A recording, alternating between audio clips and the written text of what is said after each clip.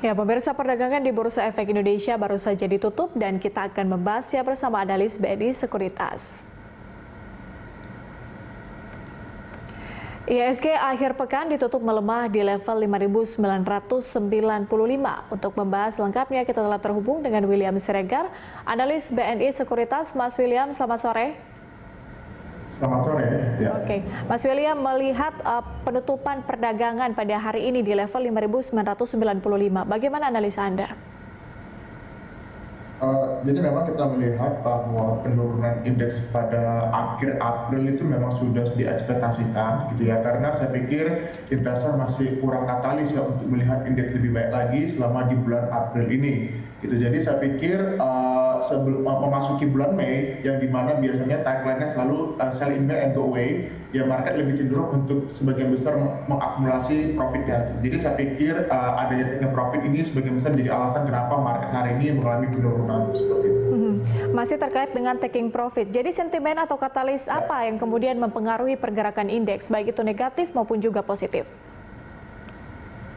Sekali lagi memang kita ataupun market masih banyak sekali belum lihat ya adanya ekspektasi baik itu positif, tapi lebih banyak negatifnya memang ya. Saya lihat mungkin ada resiko juga dari sisi ekonomi, masih rendahnya permintaan daya beli masyarakat juga. Jadi sebagian besar masih lebih banyak resikonya. Cuma saya lihat misalnya kita hitung dari year to date, penurunan indeks yang saya hitung itu mencapai 2%, hampir 2%. Saya pikir semua resiko-resiko yang sudah terjadi sudah sebenarnya di price in sama penurunan indeks hari ini, Mbak. Bagaimana dengan peluang indeks kita pada pekan depan, Mas William? Katalis apa yang bisa jadi penopang indeks harga saham gabungan, kemudian rekomendasi juga dari Anda?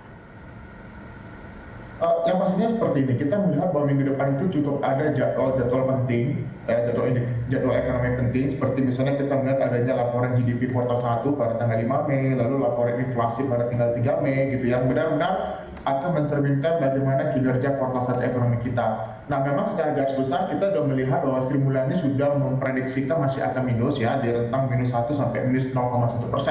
Tetapi sekali lagi dengan melihat penurunan indeks IHSG yang secara year to date sudah turun hampir 2%, saya pikir semua resiko itu sudah di price in. Nah, sekarang apa yang ditunggu investor adalah melihat katalis momentum di kuartal kedua, momentum pertumbuhan ekonominya. Saya pikir kuartal kedua akan jauh lebih baik, dan tentunya dengan adanya intensif dari THR gitu, dan juga ada festive season seperti Lebaran, kita harapkan di kuartal kedua itu akan lebih baik. Yang seharusnya ini akan menjadi panduan bagi investor untuk melihat kuartal 2 lebih baik daripada kuartal 1. Jadi saya pikir kuartal 2 mungkin akan lebih bagus, dan itu menjadi salah satu kunci bagi investor melihat perdagangan pada minggu depan. Artinya bisa dikatakan bahwa ekspektasi pasar terkait dengan inflasi kemudian juga PDB RI senada dengan Bu Menkyu, seperti itu Mas William? Kita belajar dari pengalaman saja bahwa memang ekspektasi dari Kementerian Keuangan hampir sepenuhnya memang sesuai dengan ekspektasi. Gitu. Jadi kita sepakat bahwa memang di kuartal 1 akan tetap minus, tetapi yang perlu difokuskan adalah memang resiko dari indeks sendiri sudah sepenuhnya price in sama penurunan ekspektasi di minus 1 sampai 1%. Gitu. Jadi mungkin saya pikir investor akan melihat going forward dari potensi kinerja di kuartal kedua seperti itu, Mbak, yang akan lebih positif dibanding kuartal 1. Dari sisi sektor, Mas William, sektor apa yang kemungkinan atau memiliki peluang untuk positif bergerak pada pekan depan? Ya, saya pikir memang untuk momen-momen di era kebangkitan ekonomi, kebangkitan produksi gitu ya, untuk mendorong pertumbuhan ekonomi, saya pikir sektor komoditi masih akan menjadi andalan juga ya. Kita lihat sektor yang berkait sama batu bara, CPO itu masih menarik untuk diperhatikan, dan kita juga perlu berhati-hati sama sektor yang berkaitan seperti misalnya kita lihat dari sektor durable goods seperti barang-barang tahan lama seperti mobil, otomotif, dan juga properti juga kita pikir dengan sejalan dengan penurunan consumption yang masih belum pulih, itu masih perlu diperhatikan secara baik-baik. Tapi secara overall saya pikir komoditi masih yang pertama perlu dilihat, yang kedua mungkin secara secara defensif bank sama consumer masih perlu juga dilihat, apalagi secara penurunannya secara year to date juga sudah terturun cukup banyak seperti itu, Mbak.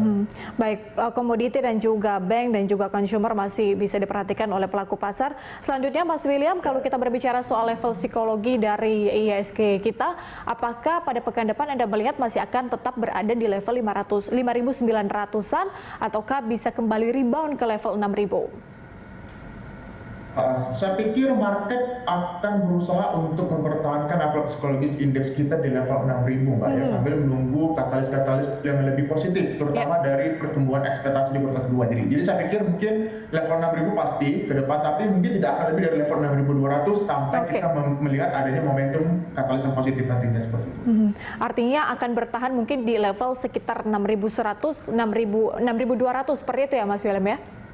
Ya, maksimal 6.200 ya. Oke, Mas William, kemudian saran Anda bagi investor untuk paling tidak kita akan masuki bulan yang baru, bulan Mei, seperti apa prospeknya Anda melihat untuk indeks kita?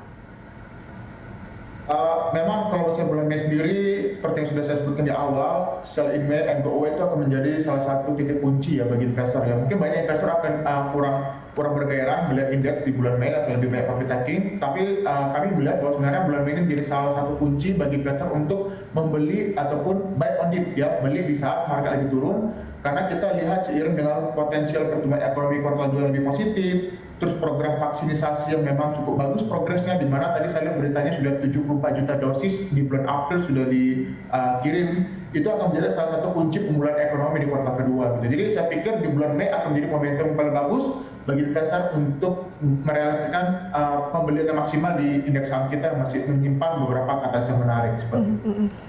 Artinya masih melihat berbagai sentimen dan juga masih terkait dengan proses vaksinasi di Indonesia. Baik, Mas William Siregar, analis BNI Sekuritas, terima kasih sudah bergabung bersama kami di Closing Market.